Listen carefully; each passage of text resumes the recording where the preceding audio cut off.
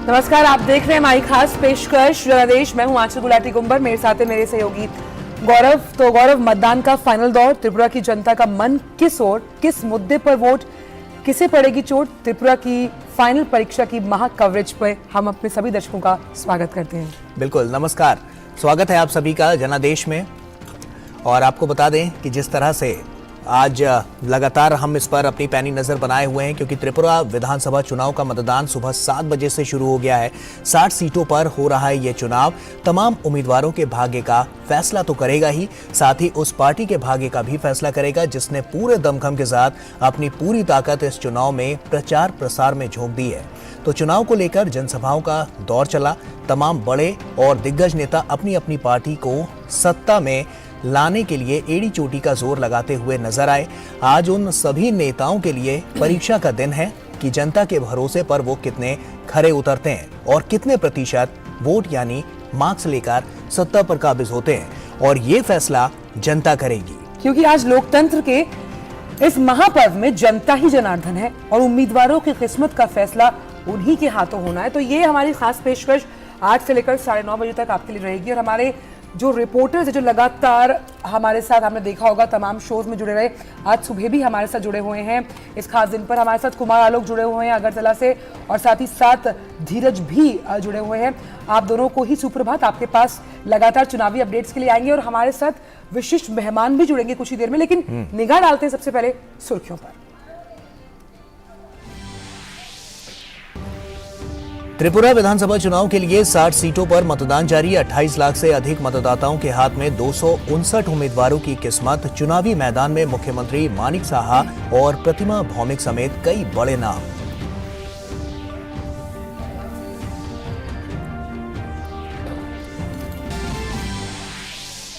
प्रधानमंत्री नरेंद्र मोदी ने स्पेन के पीएम पेड्रो सांचेज से फोन पे की बात। द्विपक्षीय सहयोग के लिए सहमत हुए दोनों देश। प्रधानमंत्री ने कहा, G20 की अध्यक्षता में भारत और स्पेन के संबंध और होंगे मजबूत।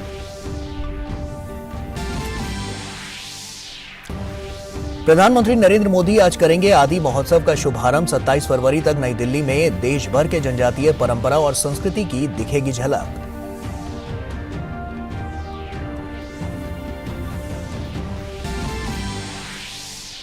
राजस्थान के सिरोही जिले में प्रधानमंत्री करेंगे जल जन अभियान की वर्चुअल शुरुआत।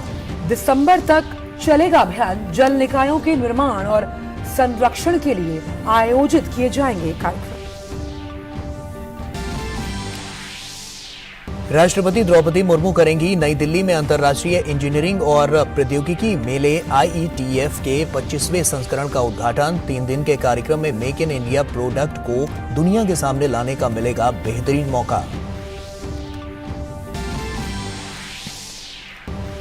फिजी में स्टेट हाउस में हुई सोलर एनर्जी से बिजली की व्यवस्था। भारत के विदेश मंत्री डॉक्टर जयशंकर ने किया विशेष प्रोजेक्ट का शुभारंभ। कहा, सतत विकास की दिशा में मजबूत साथी है फिजी।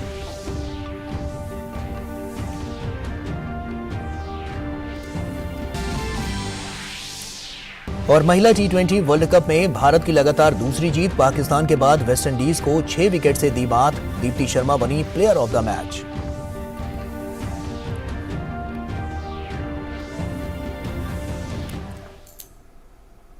तो त्रिपुरा में मतदान शुरू हो गया है। त्रिपुरा की 8 जिलों की 60 सीटों पर वोटिंग शुरू हो गई है। इस वक्त की सबसे बड़ी खबर जो हम आपके लिए ट्रैक कर रहे हैं, त्रिपुरा में वो दिन आ गया जिसका इंतजार लगातार जो मतदाता हैं और उम्मीदवार कर रहे थे।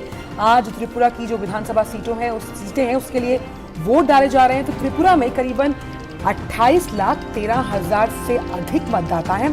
कुल 259 उम्मीदवारों के भाग्य का फैसला किया जाएगा। इनमें से 30 महिला प्रत्याशी जबकि 229 पुरुष उम्मीदवार। वहीं 58 निर्दलीय उम्मीदवार भी चुनावी मैदान में ताल ठोक रहे हैं। इन 60 विधानसभा सीटों पर कई बड़े नेताओं की किस्मत दांव पर भी लगी हुई है।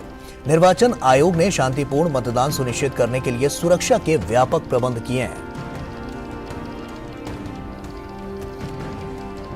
तो बहुत अहम कि किस तरह से चुनाव आयोग ने तैयारी की। हमने कल भी अपने रिपोर्टर्स के जरिए आपको बताया था कि चुनाव आयोग ने जो साजो सामान है उसकी रवानगी के साथ जो अति दुर्गम इलाके हैं वहां पर भी चुनावी व्यवस्था को सुनिश्चित करने के लिए गौरव अपनी तैयारी पक्की की है, क्योंकि त्रिपुरा में लगातार ये होता है कि कैसे पारदर्शी चुनाव करवाना है, और साथ ही साथ क्योंकि सीमावर्ती जो इलाके हैं वहां पर जो बंदोबस्त है वो चाक चौबंद। बिल्कुल, सुरक्षा व्यवस्था के व्यापक इंतजाम यहाँ पर किए गए हैं और अर्धसैनिक बलों की भी तैनाती यहाँ पर की गई है। तो साफ तौर पर जो सुरक्षा के अगर हम मापदंडों को देखें तो वहाँ पर काफी महत्वपूर्ण ये पूरा चुनाव हो जाता है और साफ तौर पर निर्वाचन आयोग ने इसके लिए तमाम तैयारियां कर रखी हैं। जो दूरगामी इलाके हैं वहाँ पर कैसे निष्पक्ष चुनाव कराया जाए और शांतिपूर्ण तरीके से इस चुनाव को कराया जाए, इसके लिए तमाम जो तैयारियां हैं वो साफ तौर पर नजर भी आ रही हैं। सुबह 7 बजे से वोटिंग शुरू हो चुकी है और लगातार यहाँ पर लोग पहुंच रहे हैं और प्रधानमंत्री नरेंद्र मोदी ने ट्वीट किया है। आपको बता दें कि प्रधानमंत्री नरेंद्र मोदी ने ट्वीट करके कहा है कि त्रिपुरा विधानसभा चुनाव में लोगों से बड़ी संख्या में मतदान करने और लोकतंत्र के त्योहार को मजबूत करने का आग्रह करता हूं। ये ट्वीट हम आपको दिखा रहे हैं। मैं विशेष रूप से युवाओं से अपने मताधिकार का प्रयोग करने का आह्वान करता हूं। प्रधानमंत्री नरेंद्र मोदी ने ये ट्वीट किया है और साफ तौर पर क्योंकि लोकतंत्र का ये महापर्व है और लोकतंत्र के इस महापर्व में लोग बढ़ चढ़कर हिस्सा लें, इसके लिए प्रधानमंत्री नरेंद्र मोदी ने ट्वीट के जरिए ये अपील की है। बिल्कुल, और लगातार जब भी चुनाव होते हैं तो प्रधानमंत्री खास तौर पर युवाओं से वोट्स करने की अपील करते हैं और इसीलिए हमने देखा था गौरव की जबकि मेघालय और अभी नागालैंड में तो खैर चुनाव का जो मतदान है वो 27 फरवरी को होना है, लेकिन वहां पर भी कैंपेन चलाया गया। My vote my valentine door to door campaigning की गई। जो चुनावी प्रक्रिया है उसे दुरुस्त करने के लिए, उसे मजबूत करने के लिए कैसे जो ये फर्स्ट टाइम वोटर्स हैं उन तक पहुंच कैसे बनाई जाए, इसके लिए चुनाव आयोग ने तैयारी की। उम्मीदवार भी डोर टू डोर कैंपेन तो की ही, जनता के बीच गए और कई स्टार प्रचारकों ने रोड शो किए थे, हमने देखा है लगातार। बिल्कुल, साफ तौर पर जितने भी राजनीतिक दल हैं उन्होंने अपनी पूरी ताकत इस पूरे चुनाव में झोंक दी, क्योंकि साफ तौर पर आज उनका इम्तिहान है, परीक्षा की घड़ी है और आज जो जनता है वही जनार्दन है और आज ईवीएम में इनकी किस्मत भी कैद होगी और साफ तौर पर आने वाले समय में किस पार्टी का राज होगा यहाँ पर ये देखने वाली बात होगी। त्रिपुरा में विधानसभा चुनाव के लिए मतदान लगातार जारी है। भारी संख्या में पुरुष और महिलाओं के साथ युवा मतदाता भी लोकतंत्र के इस महान पर्व में अपनी हिस्सेदारी निभा रहे हैं। हमारे संवाददाता कुमार आलोक ने मतदाताओं से उनके मुद्दे और उनकी समस्याओं को लेकर बातचीत की। देखिए। 16 तारीख है आज और आज त्रिपुरा विधानसभा चुनाव की तैयारियां आप देख रहे हैं कि कितने मतदाता, खासकर महिलाओं को आप देखिए कि काफी संख्या में यहाँ पर आए हैं अपना मताधिकार का प्रयोग करने और हम चाहेंगे कि इन्हीं से जानेंगे कि कौन से मुद्दे हैं, किन मुद्दों पर वो वोटिंग करेंगे, क्या चाहती है महिलाएं अपने लिए।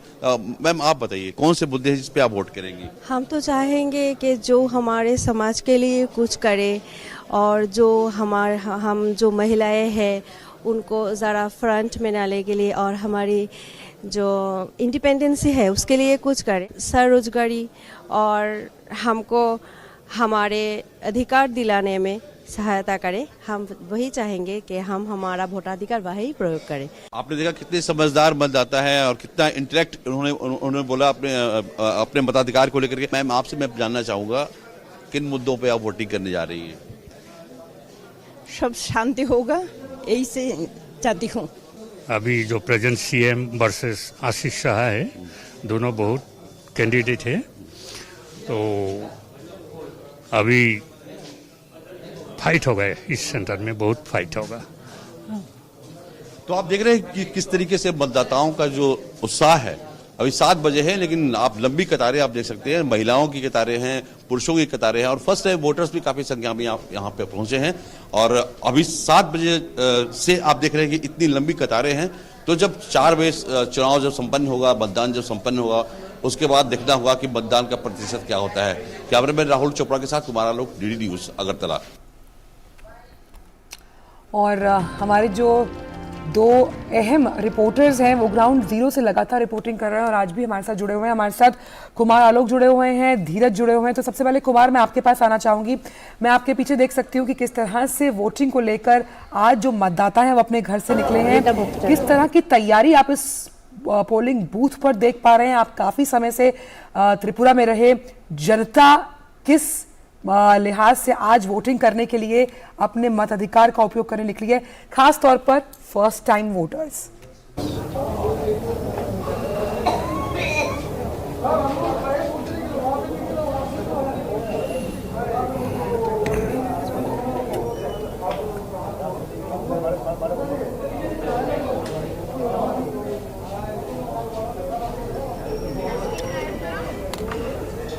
आचल मतदान यहाँ पर शुरू हुआ, लेकिन 7 बजे से पहले ही यानी 6 बजे से ही लंबी लंबी कतारें दिखेगी और खासकर महिलाओं के अंदर जो उत्साह है वो देखते यहाँ बन रहा है और लोकतंत्र के इस महान पर्व में अपनी जो भागीदारी वो सुनिश्चित कर रहे हैं।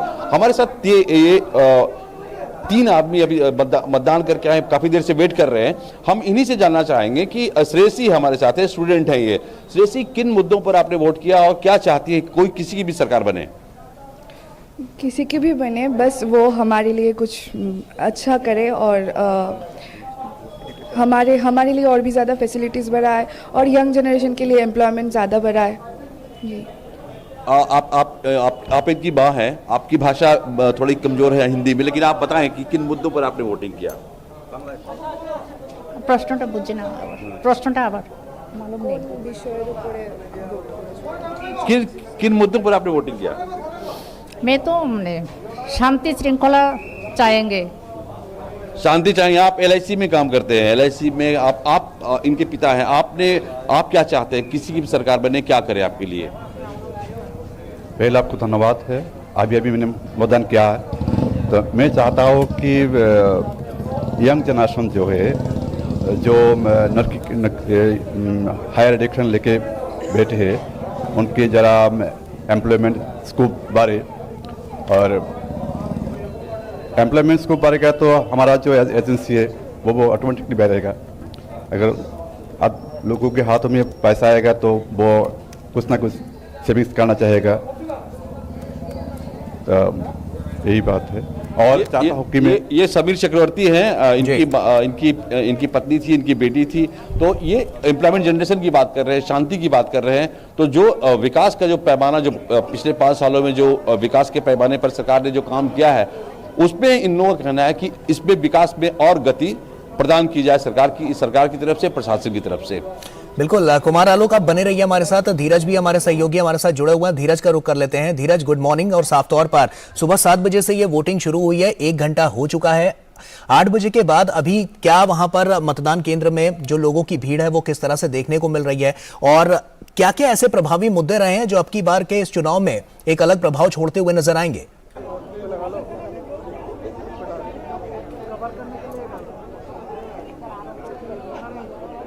बिल्कुल गौरव, आपने सही कहा। सुबह 7 बजे से यहाँ मतदान की प्रक्रिया शुरू हो चुकी है और यहाँ पे लंबी लंबी जो कतारें हैं वो सुबह 6 बजे से देखी जा रही है। लोग अपने बारी का इंतज़ार करने के लिए यहाँ पर अपने पंक्ति में खड़े हैं। और मैं आपको बता दूँ कि यहाँ के लोगों, यहाँ के जो मतदाता हैं वो कितने जागरूक हैं, या हम ये कह सकते हैं कि चुनाव आयोग ने इतनी बेहतर तैयारी की है कि मतदाता अपने समय से पहले यहाँ पहुँचे हैं। और सबसे अहम बात कि मुख्यमंत्री जी का इसी बूथ पे वोट है, 16 नंबर पे, यहीं उनको वोट देने के लिए सुबह 8 बजे आना था, तो अभी वो 8 बजे मतदान के लिए यहाँ पहुँच चुके हैं। इससे आप समझ सकते हैं कि यहाँ के मतदाता कितने जागरूक हैं। उन्होंने 8 बजे का टाइम दिया और 8 बजे यहाँ वो पहुँचे हैं। और अभी हम अपने कैमरामैन कुमार दत्ता को बोलेंगे कि वो एक बार उनका विजुअल दिखाएं कि देखिए कि मुख्यमंत्री जबकि यहाँ आए हैं तो कैसे लोगों का हुजूम, लोगों की जो रिपोर्टर्स के कैमरे, कैसे मुख्यमंत्री अभी वोटिंग करने के लिए आए हैं। तो ये अभी यहाँ की स्थिति है, काफ़ी हलचल है। और जो मतदाता जो हैं वो मतदाता इतने जागरूक हैं, उसकी जो कल भी आपको हमने तैयारी दिखाई थी, जबकि हमने चुनाव जो सीईओ त्रिपुरा से हमने बात की थी, तो उन्होंने बताया था कि कैसे हमें जो पिछले बार जो 88% जो मतदान हुआ था, 89% मतदान हुआ था त्रिपुरा में, तो उस मतदान के रिकॉर्ड को हमें तोड़ना है। और उसके लिए उन्होंने तमाम तैयारी की। जो फेंसिंग एरिया में जो 137 वोटर्स थे, 139 वोटर्स थे, वो कैसे मतदान केंद्र तक पहुँचे, उसके लिए तैयारी की गई। महिलाओं के लिए उन्होंने विशेष व्यवस्था की। और जो सबसे अहम बात है कि यहाँ के मतदान में जो महिलाओं की जो भूमिका नज़र आ रही है वो काफ़ी महत्वपूर्ण भूमिका है, क्योंकि यहाँ महिलाओं की लंबी लंबी कतारें, हमने चुनाव प्रचार के दौरान भी देखा कि महिलाओं की जो भागीदारी थी वो पुरुषों की तुलना में बहुत अधिक थी। और वही चीज़ हम अभी वोटिंग के समय में भी देख रहे हैं कि महिलाओं, जो पुरुषों की तुलना में महिलाएं बढ़ चढ़ कर यहाँ आई हैं और अपने मताधिकार का प्रयोग कर रही हैं।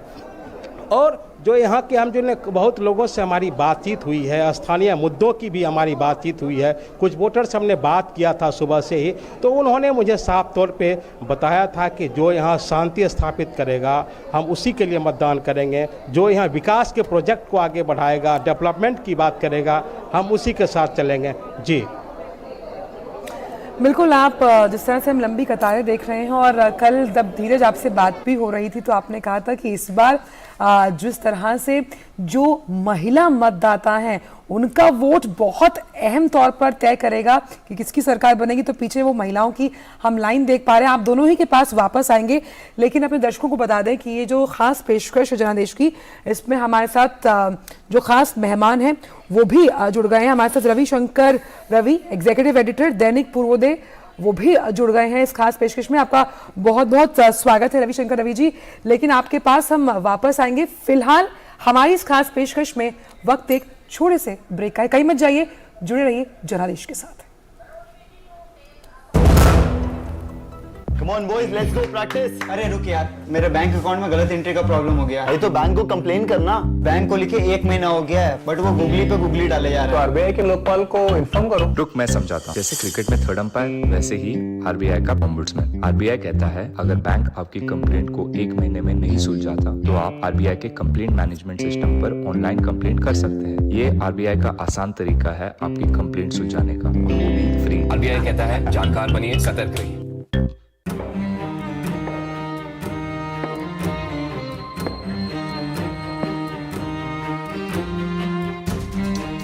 कब तक आप ऐसे फ्यूचर का टेंशन लेकर चलते रहेंगे?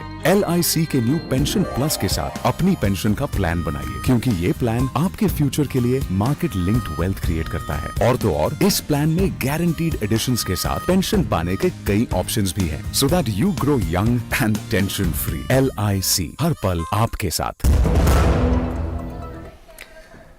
तो ब्रेक के बाद एक बार फिर से आप सभी का स्वागत है। जनादेश में आपका एक बार फिर से स्वागत। साफ तौर पर क्योंकि लोकतंत्र के इस महापर्व में हमारी ये खास पेशकश जनादेश है, और क्योंकि जन भागीदारी बहुत जरूरी है और आज लोकतंत्र का महापर्व है, तो क्या त्रिपुरा की सियासत में जो समीकरण बनते बिगड़ते नजर आ रहे हैं वो अब आगे जाके किस और इशारा करेंगे, वो साफ तौर पर नजर आएगा। तो कुल सीटें हम आपको बता दें, ग्राफिक्स के जरिए हम आपको दिखा रहे हैं कि जो जिले हैं वो 8 हैं, कुल सीटें 60 हैं, आरक्षित सीटें 10 हैं और आरक्षित SC की सीटें अगर हम बात करें तो वो 20 हैं। साफ तौर पर क्योंकि 60 जो सीटें हैं उसमें जो तमाम पार्टियां हैं उन्होंने चुनावी प्रचार में अपनी पूरी ताकत झोंक दी, और उसके बाद आज परीक्षा की घड़ी है, और आज की इस घड़ी में EVM में उन तमाम मतदाताओं की जो किस्मत है वो कैद हो जाएगी, और उसके बाद जो फैसला होगा वो 2 मार्च को सामने आएगा।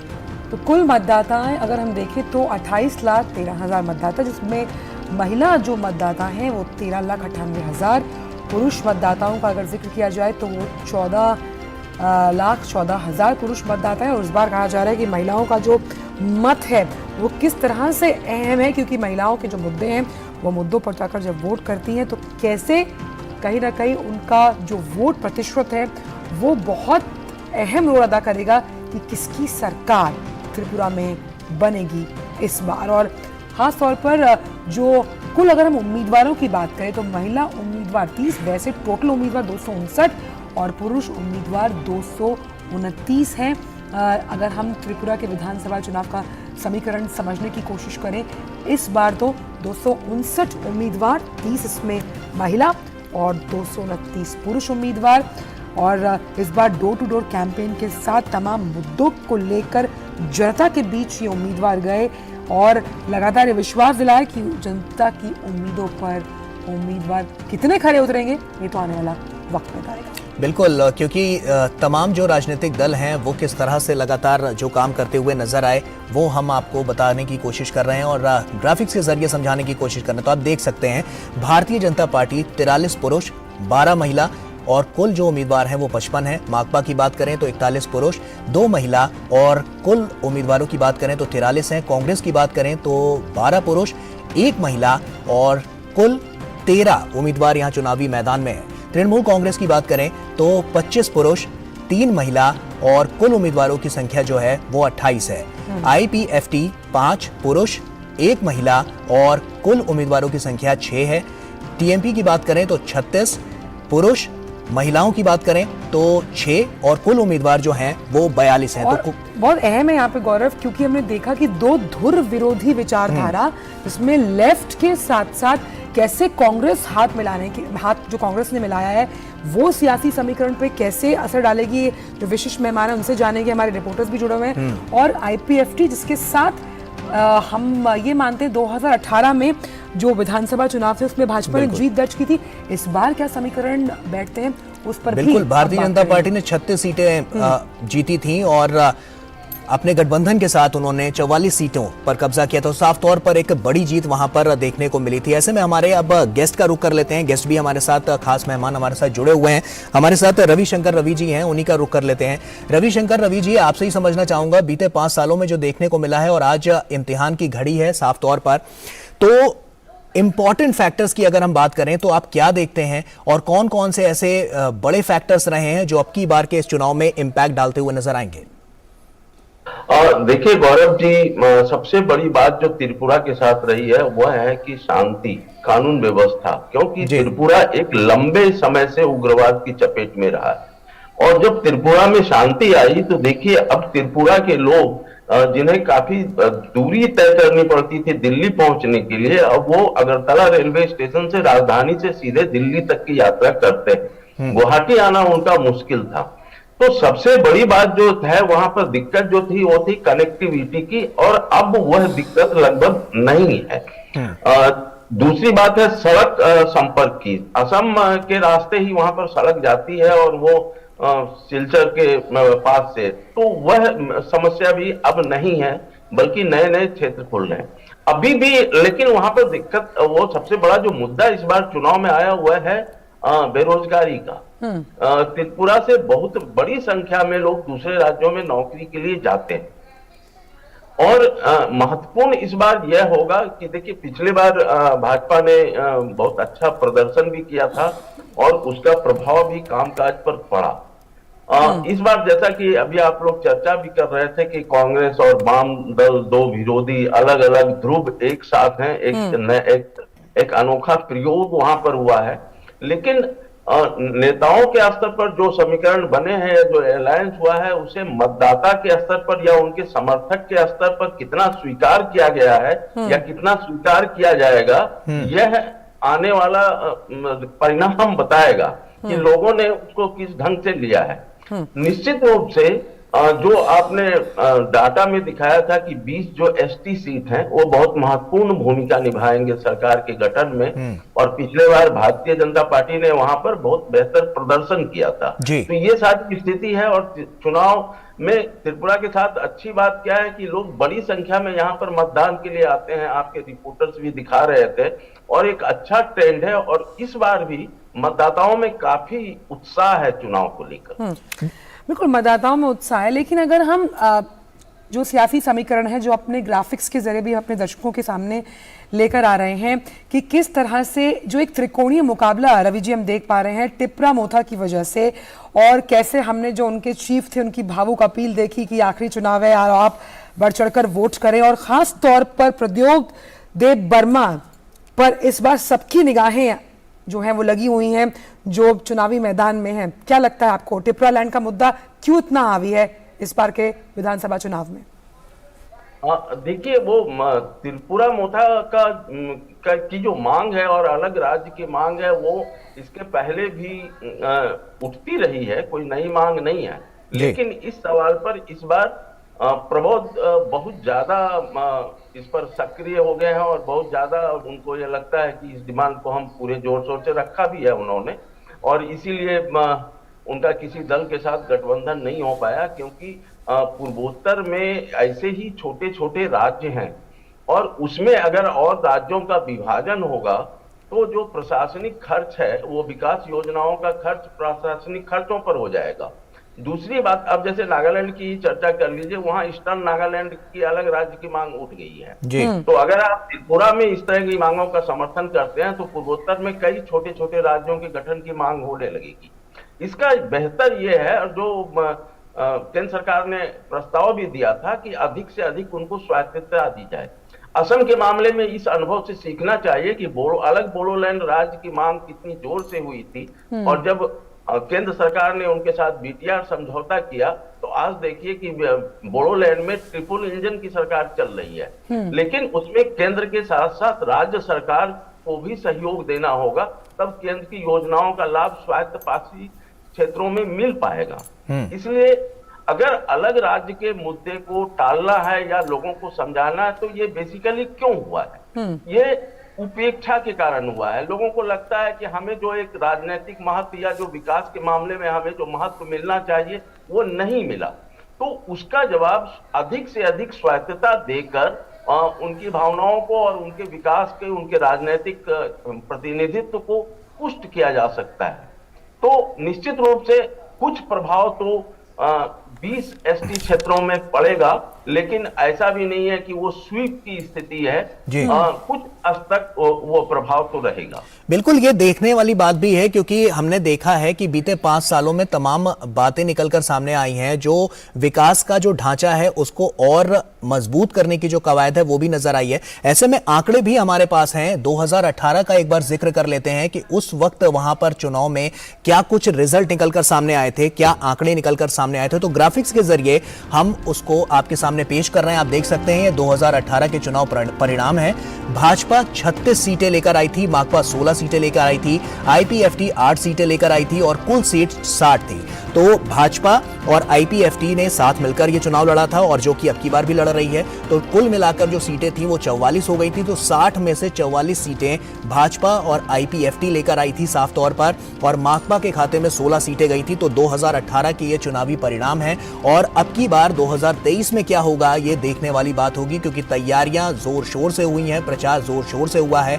और 2018 के जो चुनावी परिणाम है, कितने प्रतिशत जो वोट गए थे वो भाजपा को मिले थे 43.59%, माकपा के खाते में गए थे 42.22%, आईपीएफटी के खाते में गए थे 7.38%। तो वोट प्रतिशत कई मायनों में काफी महत्वपूर्ण होता है चुनाव के लिहाज से। और अब की बार भी देखना होगा कि जो बीते 5 साल में जो संरचना रची गई है त्रिपुरा में, वो साफ तौर पर विकास के उस ढांचे को और कितना मजबूती देती है। और आज का जो परीक्षा की ये जो घड़ी है, उसके बाद जो रिजल्ट सामने आएंगे 2 मार्च को, उसमें साफ हो जाएगा कि वोट प्रतिशत और सीटें किसकी घटती और बढ़ती हुई नजर आ रही है। तो ये जो वोट शेयर हमने दिखाया, अब क्षेत्रवार समझने की कोशिश करते हैं कि तो पश्चिम अगर त्रिपुरा की बात करें सबसे ज्यादा सीटें वहां पर हैं। पूर्व की बात करें तो भाजपा ने 5, माकपा का खाता भी नहीं खुला था, आईपीएफटी 1, कुल 6 सीटें। पश्चिम त्रिपुरा की बात करें तो 18, माकपा के पास 6, आईपीएफटी 5, कुल 29 सीटें। उत्तर त्रिपुरा की बात करें तो यहाँ पर बिल्कुल बैलेंस होता हुआ 5 ही भाजपा के खाते, 5 माकपा, आईपीएफटी 1। दक्षिण त्रिपुरा का अगर हम जिक्र करें तो वहां पर 8 सीटें भाजपा की झोली में, 5 माकपा, 1 आईपीएफटी। लगातार हम देख रहे हैं कि जो यहाँ पर सीटों का शेयर है वो भाजपा के खाते में ज्यादा। और क्योंकि 2000 अगर हम 18 की बात करें, जिसका हमने आपको अभी ग्राफिक्स भी दिखाया अपने दर्शकों को, तो किस तरह से गुजरात मॉडल को प्रदर्शित करते हुए विकास के नाम पर वोट मांगा गया था, उसी को लेकर वोट दिया गया और हमने देखा कि वोट परसेंटेज में बढ़ोतरी हुई। और ये भी हम एक बार जानेंगे और समझेंगे कि 2018 में कैसे कांग्रेस, क्योंकि कांग्रेस का जो राज था उससे परेशान थी, वाम जो राज वहां पर था उसे खत्म करने के लिए जनता ने कांग्रेस को ना चुनकर भाजपा की तरफ वोट किया था। क्या इस बार यही एक रीजन भी रहा है कि बीते 5 सालों में जो शांति स्थापित हुई है वो नजर भी आई है। और जैसा कि लोगों की जो प्रतिक्रियाएं निकलकर सामने आ रही हैं, उसमें भी इस बात को लोगों ने साफ तौर पर मेंशन किया है कि जो शांति है वो पहले से ज्यादा विस्थापित हुई है। और इसी के मतलब हिसाब से अगर हम बात करें तो एक जो पैरामीटर सेट करने की कानून व्यवस्था को देखने को मिली है, तो कानून व्यवस्था भी पहले से चाक चौबंद नजर आई है।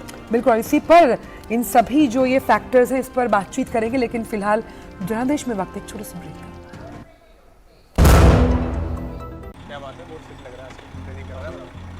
3 महीने में पैसे डबल, वाह, फास्ट और हाई रिटर्न्स भी।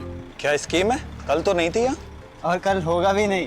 तूने कभी 5 ओवर में डबल सेंचुरी मारी है? ऐसे स्कीम के बहकावे में आके हम धोखा खा सकते हैं। और आरबीआई कहता है अपना पैसा सुरक्षित रखो और समझदारी से निवेश करो। अगर ज्यादा रिटर्न के पीछे भागोगे तो रिस्क भी उतना ही उठाओगे, और फास्ट रिटर्न से बच के, और फास्ट बॉलिंग से भी। आरबीआई कहता है जानकार बनिए, सतर्क रहिए।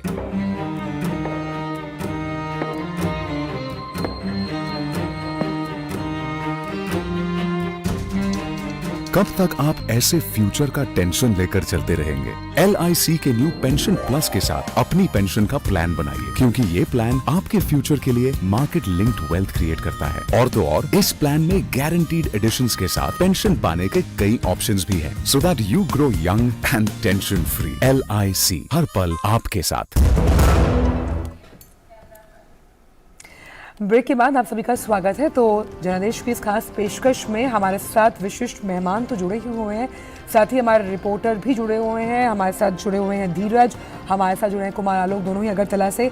तो जिस तरह से हमने जो आंकड़े दिखाए, कुमार आलोक हमारे साथ जुड़े हैं। कुमार, क्योंकि आप लगातार त्रिपुरा में बने रहे काफ़ी वक्त तक, जो 2018 में हमने देखा कि किस तरह से जो कांग्रेस का भी जो मतदाता था, वो जो वहां पर वाम सत्ता थी उससे परेशान था और भाजपा के विकास के मुद्दे पर जाकर उसने वोट किया। इस बार क्योंकि आप वहां पर लोगों से आपने बात की, क्या समझ पा रहे हैं? क्या जो विकास का मुद्दा है, मुद्दों पर वोट कर रही है जनता, या फिर उम्मीदवारों को लेकर ही पार्टी के हिसाब से वोट किया जा रहा है? देखिए, जो मतदान का प्रतिशत है, शुरू से अगर आप 2008 की बात करें, 2013 की बात करें, 2018 की बात करें, तो मतदान का प्रतिशत खास करके त्रिपुरा में अच्छा खासा रहा है। और आज भी जब हम आपको बताया कि 6:30 में हम जब यहाँ पे आए तो लंबी कतारें यहाँ देखने को मिली। हमारे साथ कैबिनेट मिनिस्टर हैं, त्रिपुरा राज्य सरकार के मंत्री हैं। सर, ये जो टर्नआउट है वोटर का, और जो प्रशासन ने, जो आपकी सरकार ने जो इंतजाम किया है, भारी संख्या में लोग यहाँ पर मतदान करने के लिए आ रहे हैं, क्या कहेंगे आप? एक्चुअली हमारी त्रिपुरा में लॉन्ग टाइम ऐसे विधानसभा निर्वाचन हो रहा है, 55 साल होगा। इस बार जो इलेक्शन हो रहे हैं, ऐसा इलेक्शन कभी नहीं हुआ, क्योंकि यहाँ पे communist party and Congress party दोनों से कोई ना कोई पावर में आए थे। जो पावर में आता है वही बन जाते रावण। मतलब दोबारा कैसे आएगा पावर में? दोबारा आने के बाद 3 टाइम्स कैसे आएगा, 4 टाइम्स कैसे आएगा? तो वो आने के लिए एक तरीका बना के रखते हैं, जो हमारी जो पावर है, पावर को यूटिलाइज करो। सर, मैं आपसे ये जानना चाहूँगा कि आपकी सरकार की 5 सालों में उपलब्धियाँ क्या रही? हमारी 5 साल का उपलब्धि यही है, जनता जो राय देगा हमारी सरकार दोबारा बनेगा।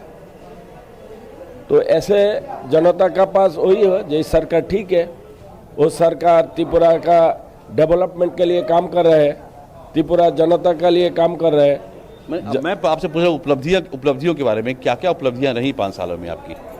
मैं तो वही बोल रहा हूँ ना, जो जनता यहाँ पे आपका मान लीजिए लॉ एंड ऑर्डर, जो ऐसा जो 5 साल गए थे ऐसा कोई भी नहीं था त्रिपुरा में। पब्लिक खुश है। आप लॉ एंड ऑर्डर बोलिए, आप जो गवर्नमेंट का डिस्ट्रीब्यूशन बोलिए, सबका ऊपर जनता खुश है। तो इसीलिए जनता बीजेपी को वोट दे। ये थे कैबिनेट मिनिस्टर, इनका साफ कहना है कि हमने काम किया है 5 सालों में, या 5 साल में विकास के नाम पर या लॉ एंड ऑर्डर के नाम पर जो हमने काम किया है, हम उसी के नाम पर हम जनता से वोट मांगने के लिए आ रहे हैं। आपका बहुत बहुत शुक्रिया। Thank you, thank you.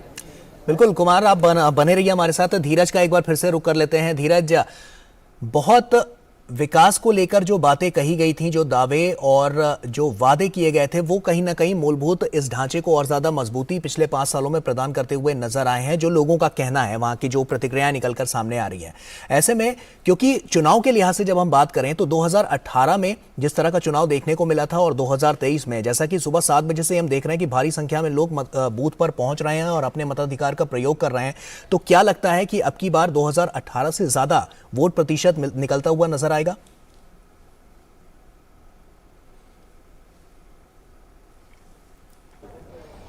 जी बिल्कुल।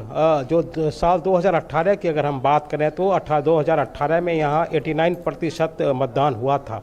और कल जो हमारी बातचीत हुई थी जो CEO त्रिपुरा से, तो उन्होंने मुझे साफ तौर पे बताया था कि इस बार मतदान का प्रतिशत ज़रूर बढ़ेगा, हमने इतनी तैयारी की है। और आपने जो बात की उसका सबसे जो अहम बात मैं बताना आपको चाहता हूं कि अगर किसी भी मतदान की प्रक्रिया में, चाहे चुनाव प्रचार हो या वोटिंग हो, उस दौरान अगर महिलाओं की भागीदारी अगर आपको बढ़ चढ़ कर मिले तो इससे ये समझा जा सकता है कि कहीं ना कहीं राज्य में शांति और विकास का माहौल जरूर तैयार हुआ है। तभी महिलाएं, देखिए महिलाएं घर से बाहर तभी निकलती है जबकि उन्हें दिखता है कि हमारे लिए बाहर में सुरक्षा का माहौल है, क्योंकि आपके पीछे महिलाएं खड़ी हैं और हम जा सकते हैं और हम अपने काम को बेहतर तरीके से अंजाम दे सकते हैं। धीरज, आपके पीछे महिलाएं खड़ी हैं, हम जानना चाहते हैं कि वोट डालने वो जा रही हैं, क्या सोच रही हैं, क्योंकि एक सोच वोट जब आप डालते हैं उस पर असर डालती है। सबसे अहम है कि अभी हमने ये भी अपने दर्शकों को बताएं कि त्रिपुरा के मुख्यमंत्री माणिक साहा ने भी वोट डाला है, जिसका जिक्र आप कर रहे थे, और उन्होंने ये कहा कि हम शांतिपूर्ण मतदान डालते हैं। तो क्या मुद्दे रहे हैं महिलाओं के, क्योंकि लगातार हम कह रहे हैं कि जो महिलाओं का वोट प्रतिशत है वो असर डालेगा, हम बार बार कह रहे हैं इस बार के जो सियासी समीकरण है उस पर।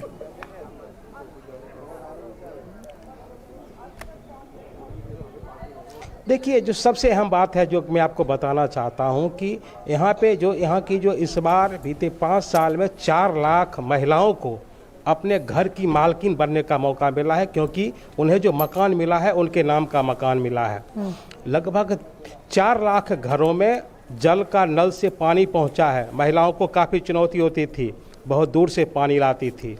तो ये जो स्वावलंबन योजना की हम बात करते हैं, 33% महिलाओं की आरक्षण की बात कर दें, ये जो योजनाएं हैं इसने मातृशक्ति को मजबूती दी है और इससे इनकार नहीं किया जा सकता है, और यही वो कारण है। दूसरी चीज़ जो इस शहर के बारे में, यहाँ के बारे में कहा जाता था कि ये रेप कैपिटल है, यहाँ हिंसा की घटनाएं महिला के साथ, डोमेस्टिक हिंसा और बलात्कार की घटनाएं काफ़ी होती थी, उसमें कमी आई है, इसको झुठलाया नहीं जा सकता है। हमारे पास आंकड़े हैं, आंकड़े के हिसाब से आप देख सकते हैं।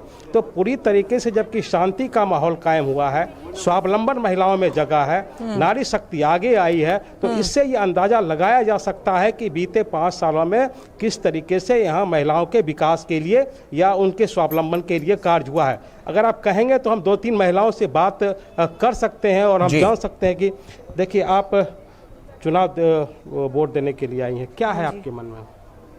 ऐसा तो कुछ भी नहीं है, जैसे हमेशा हम वोट देते हैं ऐसे ही देंगे। और मतलब क्या होता है? मतलब डेवलपमेंट के बारे में, डेवलपमेंट तो ऐसा कुछ सच हमें मालूम नहीं हुआ पिछले 5 सालों में। अच्छा, हमारे साथ क्योंकि डेवलपमेंट होना चाहिए जी, और 10,323 का जो मुद्दा है उसके चलिए हमारे धीरज, हम समझ पा रहे हैं कि मुद्दों को लेकर ही जनता वोट करने आती है। बता रही हैं कि जो डेवलपमेंट के लिए कुछ काम हुए हैं। जी बिल्कुल, हमारे साथ मेहमान भी जुड़े हुए हैं, आपके पास धीरज वापस आएंगे। आप सवाल कर रहे थे गौरव, जो हमारे साथ खास मेहमान है, पूछिए उनसे। बिल्कुल, क्योंकि महिलाओं की जब हम बात करते हैं तो महिला सशक्तिकरण की तो हम बात करते हैं, नारी शक्ति की बात करते हैं, और हम जैसा कि देख रहे हैं कि धीरज के पीछे भी महिलाएं किस तरह से वहां पर लाइन लगाकर अपने मताधिकार का प्रयोग करने वाली हैं। तो साफ तौर पर हमारे साथ जो हमारे स्पेशल गेस्ट हैं, सीधे उन्हीं का रुख कर लेते हैं। रवि जी, मेरा सवाल आपसे एक छोटा सा है, लेकिन उससे पहले एक ग्राफिक्स हम दिखाना चाहेंगे अपने दर्शकों को, कुछ आंकड़े और पेश कर देते हैं। 2018 में सबसे बड़े अंतर से जो जीत हुई है वो किसकी रही है? बॉक्स नगर में माकपा की 8,015 का अंतर यहां पर देखने को मिला है जो वोट का है, और बनमालीपुर में भाजपा है 9,549 वोटों के अंतर से वो जीत दर्ज की थी। तकरजला जो कि अजजा आईपीएफटी ने 12,652 वोटों से यहां पर एक बड़े अंतर के साथ ये जीत दर्ज की थी। तो साफ तौर पर क्योंकि ये जो जीत है वो एक बड़ा अंतर यहां पर दिखाती हुई नजर आ रही है, चाहे वो बात माकपा की हो, भाजपा की हो या आईपीएफटी की हो, क्योंकि 2018 में ये बहुत बड़ा अंतर यहां पर जीत का नजर आया था। तो त्रिपुरा विधानसभा चुनाव पर ये पैनी नजर और लगातार जो आंकड़े निकलकर सामने आ रहे हैं वो हम आपके साथ साझा कर रहे हैं। और ये वो विधानसभा क्षेत्र है जहां पर जो अंतर था, अगर हम वोटों की बात करें तो वो कम था। तो ये मनु अजजा जो विधानसभा सीट है वहां माकपा, उसका अंतर अगर देखें तो 193, बागबासा माकपा का अगर अंतर देखें तो 270, चांदीपुर अगर माकपा का अंतर देखें तो 402। हालांकि जिस लेफ्ट पार्टी के वर्चस्व से वहां की जनता परेशान थी, हमने देखा कि जो मतदाता उनको वोट करते थे, कैसे उनका एक पैराडाइम शिफ्ट हमने देखा 2018 में। और क्योंकि हम महिलाओं का यहाँ पर जिक्र कर रहे हैं, ये सबसे कम अंतर वाले वो विधानसभा क्षेत्र हैं जहाँ पर जो ये माकपा पार्टी है उसने जीत दर्ज की थी। तो देखिए कैसे जो वोट परसेंटेज है वो घटता हुआ, और जब ये बात जो पार्टी है वो समझती है कि कैसे महिलाओं को सशक्तिकरण देने से, आर्थिक लिहाज से मजबूत करने से असर पड़ता है वोटिंग प्रक्रिया में, उसका भी जिक्र करते हैं। हमारे साथ हमारे खास मेहमान जुड़े हुए हैं। रवि जी, अगर हम इसको इस तरह से समझें कि अगर हम एक महिला को घर में सशक्त करते हैं, आर्थिक रूप से उसे स्वावलंबन की सीढ़ी पर चढ़ाते हैं, तो पूरा घर सशक्त होता है। कितना असर डालता है चुनावी प्रक्रिया पर? क्योंकि अगर हम पहले पुरानी बात करें तो जो घर का पुरुष वोट जिस पार्टी को करता था वो स्वाभाविक है कि महिला उसी को वोट करेगी, लेकिन अगर आप आर्थिक रूप से सशक्त हैं, आप शैक्षिक रूप से सशक्त हैं, तो कहीं ना कहीं ये वोटिंग प्रक्रिया पर असर डालता है। और महिला उम्मीदवार भी जो अब की बार हैं वो 2018 की तुलना में अब की बार ज्यादा हैं। निश्चित रूप से देखिए फर्क तो पड़ता है, और खास करके मैं आपको बताऊं कि जो त्रिपुरा की महिलाएं हैं और खास करके जो जनजातीय इलाकों में जो महिलाएं हैं वो पहले से ही आत्मनिर्भर है। आत्मनिर्भर मीन्स कि वो खेतों में जाती हैं, जंगलों में जाती हैं और अपना काम काज करती हैं। अब केंद्र सरकार की जो विभिन्न योजनाओं का सबसे बड़ी देखिए दिक्कत क्या होती थी महिला उद्यमियों के साथ, जो छोटे मोटे कारोबार करती हैं, छोटे मोटे काम करती हैं, कि फिनांस की समस्या। अब उन्हें ज्यादा अमाउंट भी नहीं चाहिए, 20,000, 25,000, 50,000 रुपए का लोन चाहिए एक छोटे से दुकान को चलाने के लिए।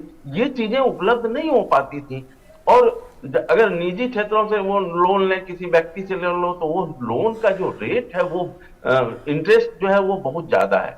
तो देखिए हुआ क्या कि अब बैंक को जब निर्देश दिया गया कि आप जो है इस तरह के लोगों को आप लोन दीजिए, और अगर दिक्कत होती है तो केंद्र और राज्य सरकार आपके साथ है, उसका लाभ मैंने जमीन पर बहुत हद तक देखा है। जो महिलाएं 500 रुपए की पूंजी से किसी तरह से दुकान चला रही थी, आज अगर उस महिला के पास सिर्फ 10,000 रुपए की पूंजी आ जाती है तो उससे वो मल्टीपल भी करती है, और खास बात यह है कि वो लोन चुका रही हैं। एक बार लोन चुकाने के बाद उनको उससे डबल राशि लोन में दी जा रही है।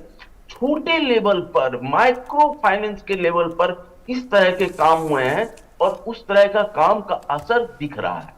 दूसरी बात यह है कि अब वह स्थिति नहीं रही कि घर का एक पुरुष बोल देगा कि इस दल को वोट देना है तो सारे लोग, सारी महिलाएं या घर के सारे सदस्य उसको मान लेंगे। घर में 3 तरह की स्थिति हो गई है। युवा जनरेशन है, उसके अपने मुद्दे हैं, उसकी अपनी समझ है, महिलाओं की स्थिति अलग है। तो कुल मिलाकर मुझे ये लगता है कि ये जो इस तरह की जो योजनाएं आई, जो खास करके महिला उद्यमियों की मदद के लिए आई, उनको आत्मनिर्भर बनाने के लिए आई। अब देखिए सभी को सरकारी नौकरी मिल नहीं सकती है, यह संभव ही नहीं है, चाहे किसी की भी सरकार हो जी। तो लेकिन रोजगार के जब नए नए क्षेत्र उपजते हैं, और त्रिपुरा में देखिए रबर प्लांटेशन एक बहुत बड़ा क्षेत्र है रोजगार का, और वहां के लोग कर्मठ, महिलाएं बहुत ही कर्मठ हैं और घर से निकलकर काम करती हैं, डेयर डेविल है, जंगलों में जाती हैं और वहां से अपने वन उत्पाद को लेकर आती हैं। तो इस तरह की जब चीजें होती हैं तो जमीन तैयार होती है। चुनाव तो आते हैं, उसमें मुद्दे होते हैं, नेताओं के भाषण होते हैं, तरह तरह की। रवि जी, मुख्य धारा से जो जोड़ा गया है साफ तौर पर नॉर्थ ईस्ट को, तो कहीं ना कहीं जो विकास का जो ढांचा है उसको और ज्यादा मजबूती मिली है, और ज्यादा बल मिला है। जी बिल्कुल, अगर हम देखें सिर्फ त्रिपुरा ही नहीं, पूरे पूर्वोत्तर की अगर हम बात करें तो यह बात हमें स्वीकार करनी होगी कि पूर्वोत्तर के मामले में प्रधानमंत्री मोदी जी के बनने के बाद पूर्वोत्तर की योजनाओं को जिस तरह से जमीन पर लागू किया गया, योजनाएं पहले भी बनती थी, फंड पहले भी आते थे, लेकिन वो इंप्लीमेंट नहीं होता था, वो रास्तों का बंदरबाट होता था या पैसा वापस लौट जाता था। लेकिन अब चूंकि सड़क बन रही है तो सड़क दिख रही है, रेल लाइन बनी है तो उस पर रेलगाड़ियां दिख रही हैं। अब दूर दराज के क्षेत्रों में कनेक्टिविटी बढ़ी है। पहले एक बस सुबह जाती थी और दूसरी बस शाम में जाती थी। अब छोटे छोटे जो वाहन आ गए हैं, आप जब चाहे जहां चाहे आप कनेक्टिविटी की सुविधा है, पब्लिक कनेक्टिविटी की, निजी वाहन का सवाल नहीं है। तो इस तरह की जो छोटी छोटी चीजें हुई हैं उनका आर्थिक विकास में एक बड़ा योगदान है और उससे लोगों की जीवन पद्धति बदली है। निश्चित रूप से अभी भी कई जरूरतें हैं, कई समस्याएं हैं और उस पर काम किया जाना है। तो ये लेकिन कह सकते हैं कि ये शुरुआत अच्छी रही है। अगर हम बीते 5 साल को देखें तो ये शुरुआत अच्छी रही है और इस शुरुआत में ही जो संकल्प से सिद्धि की ओर लेकर गए हैं प्रधानमंत्री नरेंद्र मोदी, वो कहीं ना कहीं आने वाले समय के लिए एक और ज्यादा मजबूत नॉर्थ ईस्ट को बनाते हुए नजर आ रहे हैं। जी बिल्कुल, आप देखिए कितने सारे समूह थे पूर्वोत्तर में, अलगाववादी समूह थे, पूरा पूर्वोत्तर में इस तरह की चीजें स्थिति थी। लेकिन आज देखिए कि सारे लोगों को यह एक, देखिए सबसे गौरव जी सबसे बड़ी बात जो मैंने महसूस की है वो यह है कि अगर हम अलगाववादी समूहों की बात करें तो अब वो जब केंद्र सरकार से बात करते हैं और उनसे समझौता करते हैं तो उन्हें यह लगता है कि उनकी बात को सुना ही नहीं जाएगा, उनसे जो वादा किया गया है वह पूरा किया जाएगा। हाल में जितने अलगाववादी समूहों के साथ जो समझौते, शांति समझौते केंद्रीय सरकार ने किया, गृह मंत्री अमित शाह ने खुद इसमें दिलचस्पी ली और वह बीटीआर समझौता बोडोलैंड का, देखिए आज बोडोलैंड की देखिए क्या स्थिति है, कैसे तस्वीर बदली है, 2 नए मेडिकल कॉलेज वहां पर आ गए। तो ये सारी चीजें जो छोटी छोटी बुनियादी जरूरतें जब पूरी होती हैं तो वह मिलकर ही एक बड़े विकास का ढांचा बनता है। बिल्कुल, और साफ तौर पर कई ऐसे प्रयोग भी किए गए हैं जिन पर हम चर्चा करेंगे आपसे रवि जी, क्योंकि हमारे साथ हमारे जो रिपोर्टर्स हैं वो भी जुड़े हैं। कुमार, अगर हम इस बात को इस तरह से समझें कि जो फॉर्मूला उत्तराखंड में अपनाया गया था वैसा ही हमने देखा कि त्रिपुरा में भी किया गया। 4 साल तक बिप्लब देब मुख्यमंत्री की कुर्सी पर काबिज रहे, बाद में माणिक साहा को कुर्सी दे दी गई, क्योंकि आप ग्राउंड जीरो पर मौजूद रहे हैं। इस फर्क को या ये जो प्रयोग किया गया भाजपा द्वारा, ये कितना सकारात्मक रहा, और खास तौर पर जो कम मार्जिन वाली सीट्स हैं जो एक बड़ा रोल प्ले करती हैं सियासी समीकरण को बदलने के लिए, वहां पर मतदाताओं का क्या कहना था जब आपने उनसे बात की? तो देखिए, अगर हम मार्जिन की बात करें तो त्रिपुरा अगर कह रहे हैं, पूरा नॉर्थ ईस्ट कह लें आप, तो यहाँ जनसंख्या जो है जो नॉर्थ इंडिया से या साउथ इंडिया से काफ़ी कम है। जो आपने मार्जिन की बात की थी ग्राफिक्स में कि 8,000 और 12,000 की आपने बात की, तो 12,000 बहुत बड़ा मार्जिन है। अगर 12,000 से कोई कैंडिडेट जीतता है यहाँ पे तो ये अपने आप में महत्वपूर्ण है। लेकिन एक जो राजनीतिक आपने जो बातें कही कि मुख्यमंत्री को चेंज किया गया, बिप्लब देब को हटा करके माणिक साहा जी को लाया गया, तो ये आला कमान का फैसला था, भारतीय जनता पार्टी की जो शीर्ष नेतृत्व है उनका फैसला था। और माणिक साहा के अंदर उनका, बिप्लब देब का भी कार्यकाल बहुत ही अच्छा था। और माणिक साहा को जब लाया गया तो जिस तरीके से हमने बहुत सारी जनसभाएं अटेंड की, चाहे वो राजनाथ सिंह की हो जो रक्षा मंत्री हैं, चाहे अमित शाह का रोड शो हो या उनकी जनसभा या जेपी नड्डा का, तो उन्होंने साफ तौर पे कहा कि माणिक शाह जब भी उनसे अगर रास्ते में अगर उनसे सभा की ओर अगर वो जा रहे थे तो पर्सनली बातचीत में कभी वो एम्स का मुद्दा उठाते थे कि एम्स हॉस्पिटल यहाँ पर होना चाहिए, ये त्रिपुरा में हायर स्टडीज के लिए एनआईटी और आईआईटी की स्थापना होनी चाहिए। तो ये जेपी नड्डा ने भी कहा कि हम जब भी आते हैं तो जो माणिक साहा मुख्यमंत्री हैं वो राज्य की इतनी चिंता करते हैं। तो एक तरह से मास्टर स्ट्रोक है यहाँ पर, माणिक साहा एक स्वच्छ छवि के उम्मीदवार हैं। और ये जहाँ मैं जिस बूथ पे हूँ ये उनका निर्वाचन क्षेत्र है। तो ये भारतीय जनता पार्टी का फैसला था। तो अभी कैबिनेट मिनिस्टर थे उन्होंने भी कहा कि हमारा जो सीधे तौर पे जो चुनाव अभी देख रहे हैं, जिस तरीके से जो मतदाताओं की जो भीड़ है या जिस तरीके से उमड़ा है या जनसैलाब, तो ये एक बहुत बड़ा कारण है कि शांति जो स्थापित हुआ है 5 सालों के अंदर, जो लॉ एंड ऑर्डर के मामले की अगर बात कहें, अगर हम डेवलपमेंट की बात करें, तो कुमार यही सवाल मेरा भी है कि पहले अगर हम नॉर्थ ईस्ट की बात करें, खासतौर पर त्रिपुरा की, तो वहाँ पर निष्पक्ष चुनाव के साथ साथ शांतिपूर्ण मतदान एक चुनौती होता था। खासतौर पर टीएमसी पे लगातार, खासतौर पर लेफ्ट पे आरोप लगते रहे थे कि अगर आप वोट डालने जा रहे हैं और अगर पार्टी को वोट नहीं है तो कहीं ना कहीं खून खराबा जरूर होगा। आपके पीछे मैं वहाँ पर देख पा रही हूँ कि तमाम हेल्प डेस्क बनाए गए हैं, उन चुनावों में और अब की बार जो चुनाव प्रक्रिया है, कितना आप फर्क देख पा रहे हैं? आप लगातार कवर करते रहे, आपसे भी मेरा यही सवाल है और फिर यही सवाल क्योंकि धीरज के पीछे भी जनता वोट कर रही है, उनसे भी यही है। तो पहले आप बताइए ये फर्क कितना है कि आप वोट डालने जा रहे हैं तो कोई डर नहीं है आपके मन में कि भाई वोट डालने जाएंगे तो लहू लुहान होकर वापस नहीं आएंगे? देखिए, मैं जैसा कि मैंने पहले भी बताया था कि 2008 में भी मैं कवर कर चुका हूं, 13 में भी मैं कवर कर चुका हूं, 2018 के विधानसभा में मैं कवर कर चुका हूं और ये 2023 है।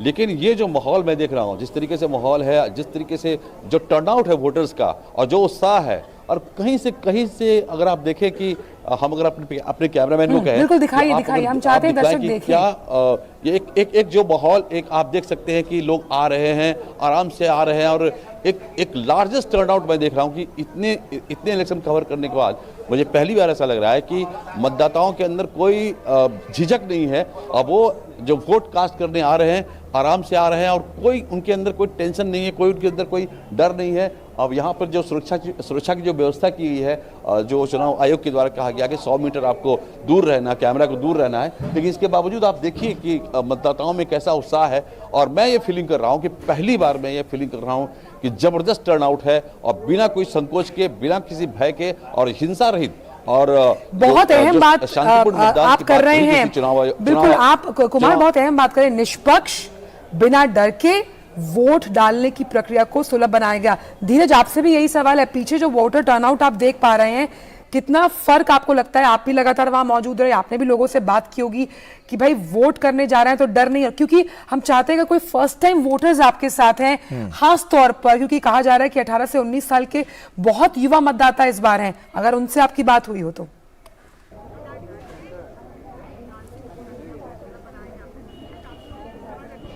देखिए, पूरे राज्य में जो शांति का माहौल है इस बात से इनकार नहीं किया जा सकता है और अभी भी हमने काफ़ी लोगों से सुबह में बात की थी कि आप किस मुद्दे पे मतदान करने के लिए आए हैं, तो उन्होंने शांति का नाम लिया कि हम शांति के मुद्दे पे।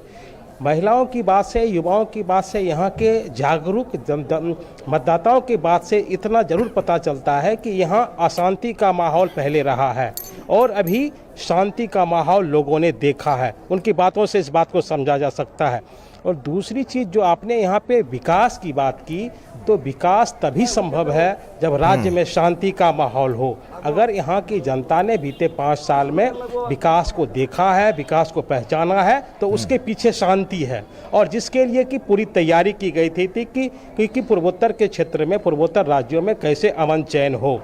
और जहाँ तक चुनाव में शांति और की बात आपने किया, तो सीएपीएफ की लगभग 30,000 सुरक्षा बल पहले से यह तैनात कर दी गई थी। 400 कंपनियां यहाँ मंगाई गई थी और ये इसलिए मंगाई गई थी कि जो उस दौर में, जो पुराने दौर में जो हिंसा का जो माहौल होता था, उस माहौल से लोगों को सामना नहीं करना पड़े, लोग शांतिपूर्ण तरीके से आए, अपनी बारी का इंतजार करें। बिल्कुल, और यही में अधिक से अधिक सबसे बड़ी बात निकलकर सामने आती है कि किसी भी राज्य को अगर आपको विकसित बनाना है तो सुरक्षा व्यवस्था सबसे पहले चाक चौबंद होनी चाहिए और यही सुरक्षा व्यवस्था पर यहाँ पर काम हुआ है, क्योंकि वो साफ तौर पर नजर भी आ रहा है, क्योंकि जो साक्ष्य निकलकर सामने आ रहे हैं और प्रत्यक्ष को प्रमाण की जरूरत नहीं पड़ती और प्रत्यक्ष सामने है कि सुबह 7 बजे से लोग बेखौफ होकर अपने घरों से निकलकर भारी संख्या में इस लोकतंत्र के महापर्व में हिस्सा लेने के लिए, अपने मताधिकार का प्रयोग करने के लिए मतदान केंद्र पहुंच रहे हैं।